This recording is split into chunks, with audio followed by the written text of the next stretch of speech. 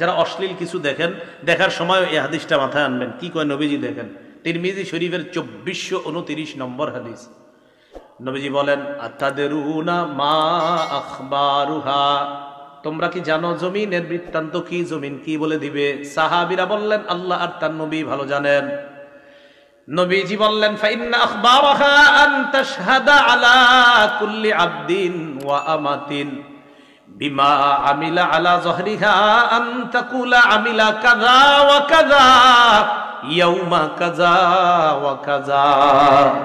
নবীজি বলেন, জমিন এইভাবে বৃত্তান্ত বর্ণনা করবে, আতুশাল অমুক এলাকার অমুক বান্দা ওই সময় এতটা বাজে অমুক দোকানের সামনে দাঁড়িয়ে টেলিভিশনের মধ্যে অশ্লীল সিনেমা দেখছে, মাবুদ আমি জমিন তার বিরুদ্ধে সাক্ষী দিয়ে দিলাম, তোমার কাছে বিচার চাই।